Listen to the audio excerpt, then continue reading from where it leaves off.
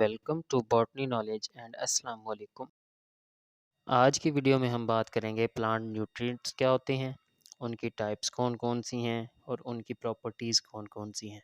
तो सबसे पहले हम देखते हैं प्लांट न्यूट्रिएंट्स की डेफिनेशन को। प्लांट न्यूट्रिएंट्स जो होते हैं वो बेसिकली केमिकल एलिमेंट्स होते हैं जो कि प्लांट की ग्रोथ के लिए और उसकी नॉर्मल डेवलपमेंट के लिए ज़रूरी होते हैं। यानी कि हम कह सकते हैं कि प्लांट न्यूट्रिएंट्स के बगैर प्लांट जो है वो अपनी नॉर्मल ग्रोथ और डेवलपमेंट नहीं कर सकता, उसके अंदर अब नॉर्मलिटीज़ आ जाएंगी। अब तक जितने भी केमिकल एलिमेंट्स डिस्कवर हुए हैं उनमें से 16 एलिमेंट्स ऐसे हैं जो प्लांट की ग्रोथ के लिए और प्लांट की सर्वाइवल के लिए बहुत ज़रूरी हैं। इन तमाम एलिमेंट्स को हम बेसिकली दो कैटेगरीज के अंदर डिवाइड करते हैं। पहली कैटेगरी होती है नॉन मिनरल न्यूट्रिएंट्स और दूसरी होती है मिनरल न्यूट्रिएंट्स। तो अब सबसे पहले बात करते हैं नॉन मिनरल न्यूट्रिएंट्स की। नॉन मिनरल न्यूट्रिएंट्स ऐसे न्यूट्रिएंट्स होते हैं जो ज़्यादातर प्लांट जो है वो हवा से या पानी से अब्जॉर्ब करता है। नॉन मिनरल न्यूट्रिएंट्स में कार्बन आ जाती है, हाइड्रोजन आ जाती है और ऑक्सीजन आ जाती है। अब अगर हम मिनरल न्यूट्रिएंट्स की बात करें तो टोटल 16 एलिमेंट में से 13 जो हैं वो मिनरल न्यूट्रिएंट्स हैं। मिनरल न्यूट्रिएंट्स को दोबारा से दो ग्रुप्स में डिवाइड किया गया है। सबसे पहले हैं माइक्रो न्यूट्रिएंट्स और दूसरे हैं मैक्रो न्यूट्रिएंट्स। सबसे पहले बात करते हैं माइक्रो न्यूट्रिएंट्स की। माइक्रो न्यूट्रिएंट्स ऐसे न्यूट्रिएंट्स होते हैं जो कि प्लांट को कम मिकदार में चाहिए होते हैं और इनकी कंसंट्रेशन प्लांट के अंदर भी बहुत कम होती है। इनको ट्रेस एलिमेंट्स भी कहा जाता है। तमाम माइक्रो न्यूट्रिएंट्स जो होते हैं वो मिनरल्स होते हैं और ये प्लांट के अंदर एक लिमिटेड अमाउंट में पाए जाते हैं। अगर इनकी कंसंट्रेशन उस नॉर्मल मिकदार से बढ़ जाए प्लांट सेल के अंदर तो ये प्लांट्स के लिए टॉक्सिक होते हैं। माइक्रो न्यूट्रिएंट्स के कॉमन एग्जांपल में iron, manganese, copper, zinc, molybdenum, boron, chlorine and निकल पाए जाते हैं। इसी तरह अगर हम बात करें मैक्रो न्यूट्रिएंट्स की तो ये ऐसे न्यूट्रिएंट्स होते हैं जो कि प्लांट को ज़्यादा मिकदार में चाहिए होते हैं और ये प्लांट के अंदर ज़्यादा मिकदार में मौजूद होते हैं, इसीलिए इनको मेजर एलिमेंट्स भी कहा जाता है। ज़्यादातर मैक्रो न्यूट्रिएंट्स जो होते हैं वो मिनरल होते हैं, लेकिन उनमें से कुछ ऐसे भी हैं जो कि नॉन मिनरल्स होते हैं, जैसा कि carbon, hydrogen and oxygen. Macro nutrients अगर सेल के अंदर नॉर्मल कंसंट्रेशन से ज़्यादा भी हों तो ये सेल के लिए टॉक्सिक नहीं होते। मैक्रो न्यूट्रिएंट्स की एग्जांपल्स की बात करें तो इसमें सबसे पहले carbon, hydrogen, oxygen, nitrogen, phosphorus, potassium, calcium, sulphur और मैग्नीशियम शामिल हैं। मैक्रो न्यूट्रिएंट्स को दोबारा से दो ग्रुप्स में डिवाइड किया गया है। पहले हैं प्राइमरी न्यूट्रिएंट्स और दूसरे हैं सेकेंडरी न्यूट्रिएंट्स।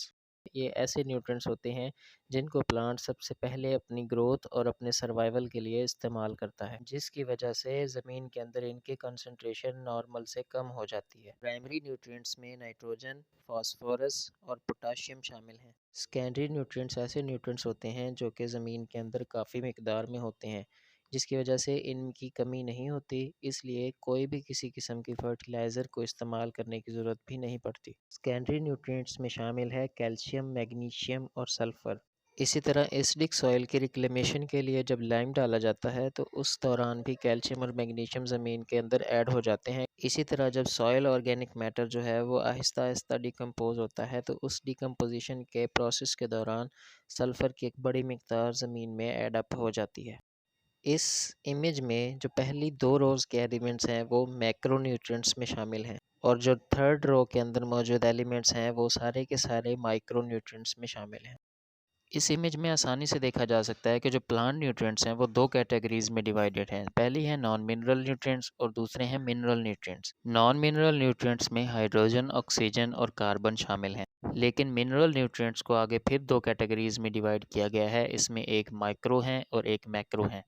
माइक्रो न्यूट्रिएंट्स के अंदर boron, copper, iron, chlorine, molybdenum, manganese, zinc और निकल शामिल हैं, जबकि मैक्रो न्यूट्रिएंट्स को दोबारा से दो कैटेगरीज में डिवाइड किया गया है। एक प्राइमरी माइक्रो न्यूट्रिएंट्स हैं और दूसरे सेकेंडरी माइक्रो न्यूट्रिएंट्स हैं। प्राइमरी माइक्रो न्यूट्रिएंट्स के अंदर नाइट्रोजन, फास्फोरस और पोटाशियम शामिल हैं, जबकि सेकेंडरी माइक्रो न्यूट्रिएंट्स के अंदर कैल्शियम, मैग्नीशियम एंड सल्फर शामिल हैं।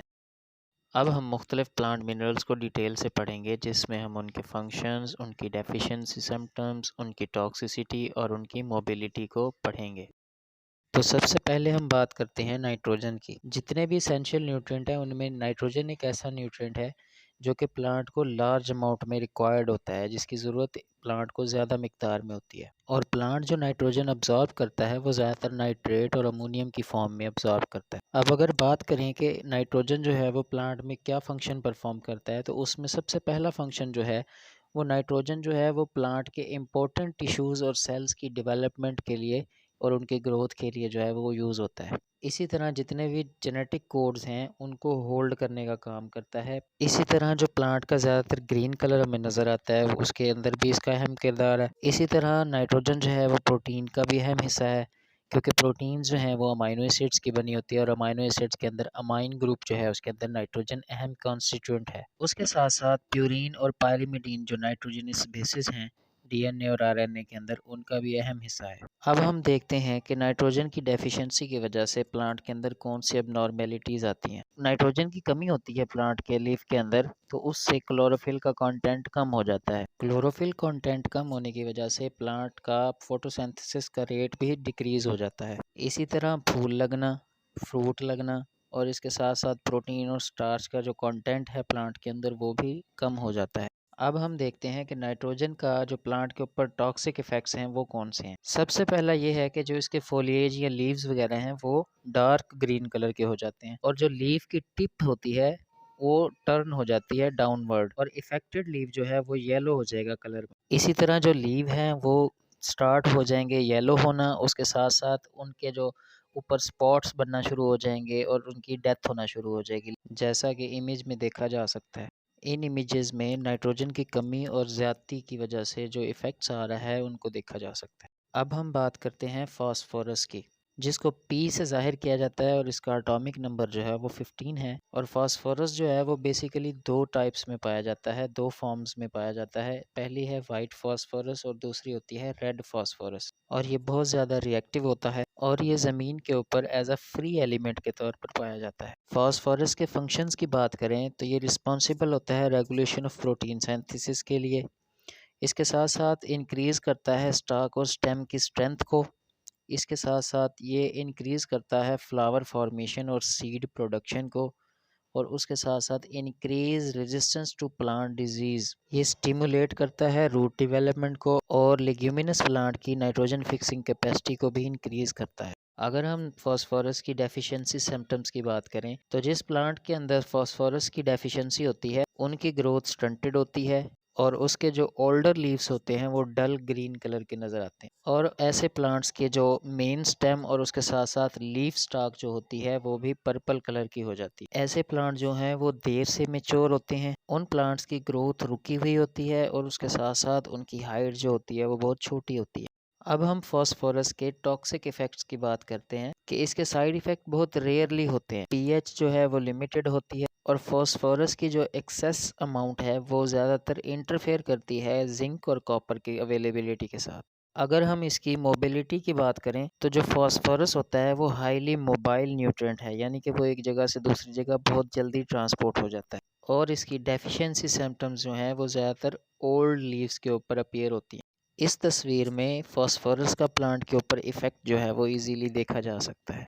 अब हम बात करते हैं पोटाशियम की। पोटाशियम को क्वालिटी न्यूट्रिएंट जो है वो कंसीडर किया जाता है और प्लांट जो है इसको आयन की फॉर्म में अब्जॉर्ब करता है और ये बहुत ज़्यादा हाईली मोबाइल इन नेचर होता है। अगर हम पोटाशियम के फंक्शंस की बात करें तो ये स्टोमेटा की ओपनिंग और क्लोजिंग को कंट्रोल करता है। इसके साथ साथ प्लांट के अंदर होने वाले बायोकेमिकल रिएक्शंस के अंदर भी अहम किरदार अदा करता है। मुख्तलिफ एंजाइम्स को एक्टिवेट करवाने में हेल्प करता है। स्टार्च और प्रोटीन की सिंथेसिस को भी फैसिलिटेट करता है प्लांट्स के अंदर और इसी तरह से प्लांट के अंदर ऑस्मो रेगुलेशन में भी हेल्प करता है। पोटाशियम की डेफिशिएंसी की बात करें, इसकी डेफिशिएंसी की वजह से क्लोरोसिस हो जाती है, मतलब कि जो लीव्स हैं वो येलो होना शुरू हो जाते हैं और उसके साथ साथ लीव्स जो हैं वो गिरना स्टार्ट हो जाते हैं और डिफोलिएशन होती है।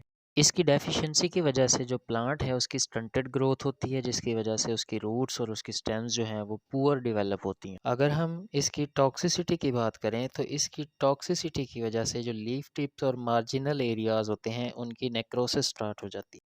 इस इमेज में इसकी टॉक्सिसिटी की वजह से होने वाली टिप के ऊपर और मार्जिनल एरियाज़ के ऊपर नेक्रोसिस को इजीली देखा जा सकता है। कैल्शियम भी एक अहम न्यूट्रिएंट है जो कि प्लांट आयनिक फॉर्म में अब्जॉर्ब करता है अगर हम कैल्शियम के फंक्शंस की बात करें तो ये अमोनियम की अब्जॉर्प्शन को स्टिमुलेट करता है। इसी तरह ये कैल्शियम पेक्टेट की फॉर्म में प्लांट सेल्स की जो सेल वॉल्स होती हैं उनको आपस में होल्ड करने के लिए भी रिस्पॉन्सिबल है। इसी तरह ये गार्ड सेल की फिजियोलॉजी में भी अहम किरदार अदा करता है, जैसा कि स्टोमेटा की क्लोजिंग में। इसी तरह जो कैल्शियम है वो मुख्तलिफ एंजाइम्स को एक्टिवेट भी करता है और उसके साथ साथ मुख्तलिफ सेलुलर एक्टिविटीज़ के लिए सिग्नल भी सेंड करता है। अगर हम कैल्शियम की डेफिशिएंसी की बात करें तो इसकी डेफिशिएंसी की सिम्टम्स जो हैं वो सबसे पहले यंग लीव्स के ऊपर और फ्रूट्स के ऊपर जो हैं वो नज़र आती हैं। ब्लॉसम एंड रूट जो हैं टमाटोज़ के, ये एक क्लासिकल केस है कैल्शियम की डेफिशिएंसी का। इसी तरह येलो ब्राउन स्पॉट्स जो हैं वो बन जाते हैं, जिसके इर्द गिर्द जो है वो डार्क शार्प ब्राउन कलर की आउटलाइंस बन जाती हैं। अगर हम इसकी टॉक्सिसिटी की बात करें तो ये रेयरली अक्कर होती है। कैल्शियम का हाई लेवल जो है वो ज़्यादातर compete करता है मैग्नीशियम और पोटाशियम के अपटेक के साथ, जिसकी वजह से प्लांट के अंदर मैग्नीशियम और पोटाशियम की डेफिशिएंसी हो जाती है। इस इमेज के अंदर हम इजीली देख सकते हैं कि जब कैल्शियम की कमी हो जाती है तो उसकी वजह से किस तरह से सिम्टम्स शो होती हैं। अब हम मैग्नीशियम की बात करते हैं, जो कि प्लांट जो है वो आयनिक फॉर्म में ही एब्जॉर्ब करता है मैग्नीशियम को, और ये हाईली मोबाइल होता है कि ये मूवमेंट बहुत ज़्यादा शो करता है। अब अगर फंक्शंस की बात करें मैग्नीशियम की, तो ये क्लोरोफिल की फॉर्मेशन में हेल्प करता है। ये सेल प्रोटीन और अमाइनो एसिड की जो सिंथेसिस है उसमें भी हेल्प आउट करता है। इसी तरह ये प्लांट को अनफेवरेबल फैक्टर के अगेंस्ट रेजिस्टेंस फराहम करता है। इसी तरह ये विटामिन ए और विटामिन सी की कंसंट्रेशंस को मेंटेन रखता है। अगर हम मैग्नीशियम की डेफिशिएंसी की बात करें, इसकी डेफिशिएंसी की वजह से लीफ वेन्स के दरमियान का जो एरिया होता है उसके अंदर येलोइंग हो जाती है, यानी कलर उसका येलो हो जाता है और बाज़ औक़ात रेडिश ब्राउन कलर के रंगीन पैचेस बन जाते हैं। इसी तरह जिस प्लांट के अंदर मैग्नीशियम की डेफिशिएंसी होती है उसके अंदर जो लीव्स हैं वो बहुत जल्दी गिर जाते हैं। अब अगर हम मैग्नीशियम की टॉक्सिसिटी की बात करें तो ये इसकी टॉक्सिसिटी बहुत रेयर होती है और इसके साथ-साथ जो इसकी टॉक्सिसिटी है वो बहुत कम विज़िबल होती है। इसी तरह इस इमेज के अंदर वाज़े तौर पर देखा जा सकता है कि लो मैग्नीशियम की वजह से प्लांट का कलर किस तरह से होता है, और प्रॉपर मिकदार जितनी ज़रूरत होती है प्लांट को, अगर उतनी अमाउंट में मैग्नीशियम मौजूद हो तो प्लांट के लीव्स का कलर किस तरह का होता है। अब हम बात करते हैं सल्फ़र की। सल्फ़र एक ऐसा न्यूट्रिएंट है जो तमाम तर क्रॉप्स को रिक्वायर्ड होता है अपनी नॉर्मल ग्रोथ और डेवलपमेंट के लिए। प्लांट इसको रूट्स के ज़रिए एब्ज़ॉर्ब करते हैं सल्फ़ेट की फॉर्म में, और ये इमोबाइल न्यूट्रिएंट है। अब अगर हम सल्फ़र के फंक्शंस की बात करें तो ये क्लोरोफिल की फॉर्मेशन में हेल्प करता है, ये प्रोटीन्स की प्रोडक्शन में हेल्प करता है, इसी तरह ये ऑयल्स और ऑयल सीड्स की सिंथेसिस में हेल्प करता है, और इसी तरह ये एंजाइम्स की एक्टिवेशन में हेल्प करता है। अब अगर हम सल्फ़र की डेफिशिएंसी की बात करें तो इसकी डेफिशिएंसी की वजह से तमाम का तमाम लीफ जो है उसका कलर येलो हो जाता है। इसमें उसकी वेन्स शामिल हैं, जिसमें उसका पूरे का पूरा लीफ ब्लेड शामिल होता है, और ज़्यादातर ये इफ़ेक्ट करता है यंगर लीव्स को। इसी तरह जो लीव्स की टिप होती हैं वो भी येलो हो जाती हैं और जो ज़्यादातर कर्ल हो जाती हैं डाउनवर्ड। इस इमेज में हम बआसानी देख सकते हैं कि सल्फ़र की डेफिशिएंसी होने के बाद जो लीव्स हैं उनकी शेप किस तरह की है और वो किस तरह के नज़र आते हैं as compare to normal plant और नॉर्मल लीफ के। अब हम बात करते हैं बोरॉन की। बोरॉन की अपटेक जो होती है वो कंट्रोल्ड मैनर में होती है। प्लांट बोरॉन की वो अमाउंट अपटेक करता है जो सॉइल सोल्यूशन की फॉर्म में होती है, ना कि बोरॉन का ज़मीन के अंदर टोटल कंटेंट। ज़मीन के अंदर बोरॉन की कितनी तादाद है, कितनी अमाउंट है, इसका बोरॉन की अब्जॉर्प्शन के ऊपर कोई असर नहीं होता। बोरॉन की जो अपटेक है वो एक पैसिव प्रोसेस है। ये वाटर के ज़रिए से प्लांट के अंदर मूव करता है, प्लांट के टिश्यूज़ के अंदर मूव करता है और इनके लीव्स के अंदर जाके अक्यूमुलेट हो जाता है। अगर बोरॉन की डेफिशिएंसी सिम्पटम्स की बात करें तो लिमिटेड बडिंग होती है। प्लांट शूट्स के ऊपर बने हुए बड्स जो हैं वो ब्रेक हो जाते हैं। शूट्स की ग्रोथ जो है वो डिस्टॉर्टेड होती है, मतलब बेतरतीब सी होती है। इसकी जो इंटर नोड्स होती हैं वो शॉर्ट होती हैं, जिसकी वजह से जो ब्रांचिंग है वो बहुत ज़्यादा हो जाती हैं। अगर हम इसकी टॉक्सिसिटी की बात करें, जो प्लांट लीफ की लीफ टिप्स होती हैं वो येलो हो जाती हैं, लीफ नेक्रोसिस होना स्टार्ट हो जाती है, लीफ फॉल जो है वो बढ़ जाता है और बिल आखिर प्लांट की डेथ हो जाती है। इन इमेजेस में देखा जा सकता है कि बोरॉन की डेफिशिएंसी की वजह से किस तरह से लीफ मुतासिर होता है। बोरॉन की डेफिशिएंसी की वजह से लीफ नेक्रोसिस जो है वो भी देखी जा सकती है। अब हम बात करते हैं क्लोरीन की। क्लोरीन एक ऐसा न्यूट्रिएंट है जो कि प्लांट को कम मिकदार में ज़रूरत होती है। ये प्लांट के अंदर प्लांट मेटाबॉलिज्म, फोटोसिंथेसिस, ओस्मोसिस और सेल के अंदर जो आयनिक बैलेंस होता है उसको मेंटेन करता है। अब अगर क्लोरीन के फंक्शंस की बात करें तो ये प्लांट के अंदर मुख्तलिफ फिजियोलॉजिकल मेटाबॉलिकल प्रोसेस जो होते हैं उनके अंदर हिस्सा लेता है, जैसा कि ग्रोथ और डेवलपमेंट है, ऑस्मोटिक और स्टोमेटल रेगुलेशन है, या फोटोसिंथेसिस के दौरान ऑक्सीजन का खारिज होना है। इसी तरह जो क्लोरीन है वो डिजीज़ रेजिस्टेंस और टॉलरेंस प्रोवाइड करता है। इसी तरह स्टोमेटा की ओपनिंग और क्लोजिंग में भी अहम किरदार अदा करता है। जो क्लोराइड है वो कैटाइन बैलेंस का फंक्शन परफॉर्म करता है और इसी तरह प्लांट के दरमियान ट्रांसपोर्ट का फंक्शन भी परफॉर्म करता है। इसी तरह हम अगर क्लोरीन की डेफिशिएंसी की बात करें, क्लोराइड की डेफिशिएंसी हम तब कहते हैं जब किसी भी मीडियम के अंदर क्लोराइड का कंटेंट जो है वो 2 ppm से कम हो। इसी तरह क्लोरीन की डेफिशिएंसी की वजह से पीले रंग के दाग बन जाते हैं, जिसके साथ साथ नेक्रोटिक स्पॉट्स भी बन जाते हैं वेन्स के ऊपर या मार्जिन्स के ऊपर यंगर लीव्स की। अगर क्लोराइड की डेफिशिएंसी बहुत ज़्यादा आ जाए तो उसकी वजह से प्लांट की विल्टिंग हो जाती है, मींस प्लांट मुरझा जाता है और इवन के प्लांट की डेथ भी हो सकती है। इसी तरह क्लोराइड की टॉक्सिसिटी की बात करें तो इसकी वजह से जो प्लांट के लीव होते हैं वो प्रीमेच्योर येलो हो जाते हैं, जो बाद में मार्जिन्स के ऊपर आ जाती है और उसके बाद इसकी टिप्स की जो है वो नेक्रोसिस हो जाती है और ये प्लांट के पुराने लीव्स के अंदर होती है। इस इमेज में क्लोराइड की डेफिशिएंसी की वजह से होने वाली सिम्टम्स को आसानी से देखा जा सकता है। अब अगर हम कॉपर की बात करें तो कॉपर जो होता है वो प्लांट की ग्रोथ के लिए बहुत इसेंशियल है। इसके साथ साथ ये बहुत सारे एंजाइम्स की प्रोडक्शन में भी हेल्प करता है और उसके साथ साथ ये क्लोरोफिल की फॉर्मेशन में भी अहम किरदार अदा करता है। ग्रोइंग मीडियम के अंदर जो नॉर्मल रेंज होती है कॉपर की वो 0.05 टू 0.5 ppm होती है। इसी तरह जो कॉपर की डेफिशिएंसी और टॉक्सिसिटीज़ होती हैं वो रेयरली अकर होती हैं, इसलिए बेस्ट है कि टॉक्सिसिटी और डेफिशिएंसी से बचा जाए। अगर ये दोनों ज़्यादा हो जाएं, अपने एक्सट्रीम लेवल पर पहुंच जाएं, तो इनका प्लांट के ऊपर जो है वो नेगेटिव इम्पैक्ट होता है। अब अगर हम कॉपर के फंक्शंस की बात करें तो ये एक्टिवेट करता है एंजाइम्स को प्लांट के अंदर, स्पेशली वो एंजाइम जो लिग्निन की सिंथेसिस के लिए हेल्प आउट करते हैं। इसी तरह फोटोसिंथेसिस और रिस्पिरेशन के प्रोसेस में भी इसकी ज़रूरत होती है और इसी तरह ये प्लांट के अंदर कार्बोहाइड्रेट और प्रोटीन के मेटाबॉलिज्म में भी हेल्प करता है। इसी तरह ये वेजिटेबल्स और फ्लावर के अंदर फ्लेवर और कलर्स की डेवलपमेंट में भी अहम किरदार अदा करता है। अगर हम इसकी डेफिशिएंसी सिम्टम्स की बात करें तो इसकी डेफिशिएंसी ज़्यादातर न्यू प्लांट्स के अंदर होती है। इसी तरह जो इसकी सिम्टम्स है वो येल्विंग ऑफ लीव की सूरत में नज़र आती हैं न्यू लीव्स के अंदर, जो कि पूरे के पूरे लीफ में भी हो सकती हैं या सिर्फ लीफ वेन्स के अंदर भी हो सकती हैं। इसी तरह जो क्लोरोटिक एरियाज़ जो डेवलप होते हैं लीफ के अंदर, उनके दरमियान में नेक्रोटिक एरियाज़ के स्पॉट्स भी डेवलप हो जाते हैं, ख़ास तौर पर लीफ के मार्जिन्स के ऊपर होते हैं। जो लीव्स हैं उनका साइज़ छोटा हो जाता है और वो विल्ट हो जाते हैं। इसी तरह एपिकल मेरिस्टेम जो है उसकी नेक्रोसिस हो जाती है और उसकी डेथ हो जाती है और इसके साथ साथ इसकी डेफिशिएंसी जो है वो लेटरल ब्रांचेस की ग्रोथ को भी इनहिबिट करती है। अब अगर हम कॉपर की टॉक्सिसिटी की बात करें तो कॉपर का एक्सेस होना जो है वो रूट टिप को बर्न कर देता है, जिसकी वजह से जो रूट्स की ग्रोथ है वो रिस्ट्रिक्टेड हो जाती है। इसी तरह जो कॉपर की टॉक्सिसिटी है वो compete करती है आयरन, मोलिब्डेनम और जिंक के अपटेक के साथ। इसी तरह इसकी टॉक्सिसिटी जो है प्लांट की ब्रांचिंग को रिड्यूस कर देती है और जिसकी वजह से प्लांट की डेथ हो जाती है। इस इमेज के अंदर हम आसानी से देख सकते हैं कॉपर की डेफिशिएंसी की वजह से प्लांट के अंदर कौन सी सिम्टम्स वाज़ेह होती हैं।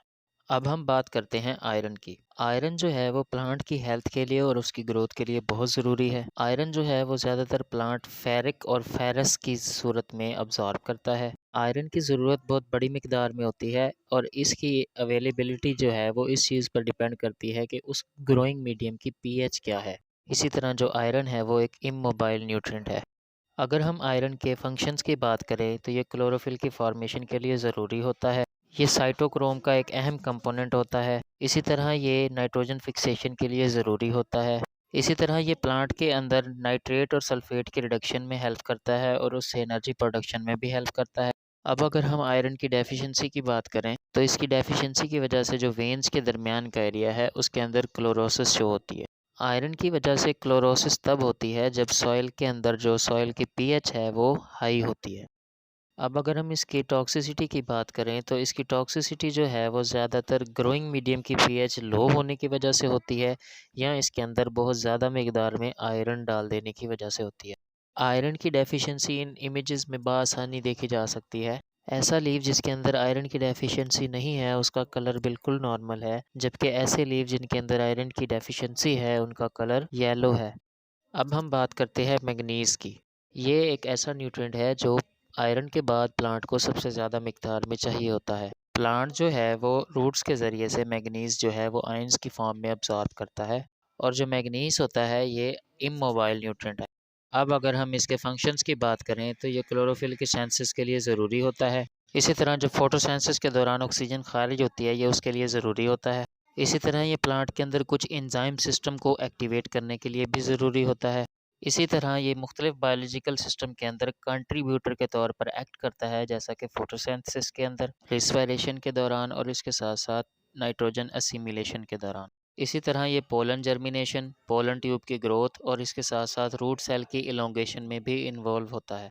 इसी तरह ये प्लांट रूट्स को रूट पैथोजेंस के अगेंस्ट जो है रेजिस्टेंस फराहम करता है। अब अगर हम इसकी डेफिशिएंसी सिम्पटम्स की बात करें तो ये बिल्कुल आयरन की तरह क्लोरोसिस काज करता है। इसकी वजह से इंटरवेनल क्लोरोसिस होती है, जो कि यंगर लीव्स के ऊपर भी हो सकती है और ओल्डर लीव्स के ऊपर भी हो सकती है, जो कि बाद में ज़ख्म की सूरत इख्तियार कर लेते हैं। इसी तरह ये ग्रोथ को रिस्ट्रिक्ट करता है और प्लांट के मैच्योर होने को भी मुतासर करता है। वेन्स के दरमियान जो क्लोरेटिक एरियाज होते हैं उनके अंदर संकन स्पॉट्स अपीयर हो जाते हैं। मैग्नीशियस की डेफिशिएंसी जो है वो तब होती है जब ग्रोइंग मीडियम की पीएच जो है वो 6.5 से ज़्यादा हो जाती है। इस इमेज के अंदर मैग्नीज की डेफिशिएंसी को सोयाबीन प्लांट के अंदर दिखाया गया है।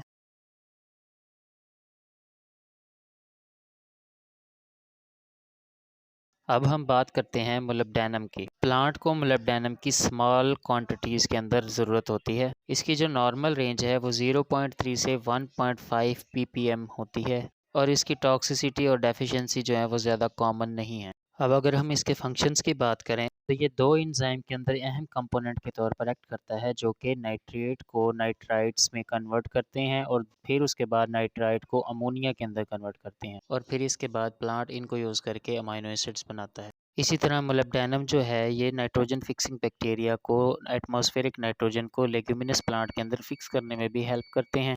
अब अगर हम इसकी डेफिशिएंसी की बात करें तो इसकी डेफिशिएंसी जो है वो नाइट्रोजन की डेफिशिएंसी से रिजेंबल करती है। ये मोबाइल इन नेचर होते हैं, यानी ये मूवमेंट शो करते हैं एक जगह से दूसरी जगह। इस वजह से प्लांट के अंदर इनकी जो डेफिशिएंसी होती है वो ज़्यादातर ओल्डर या मिडल लीव्स के अंदर शो होती है। पहले तो ये हल्के हल्के लीव मार्जिन्स के ऊपर क्लोरोटिक स्पॉट्स शो करते हैं, उसके बाद ये लीव पैरामीटर के ऊपर, और उसके बाद पूरा मार्जिन जो है वो नेक्रोटिक हो जाता है। पूरे का पूरा जो लीव है वो पेल कलर यानी जर्द हो जाता है।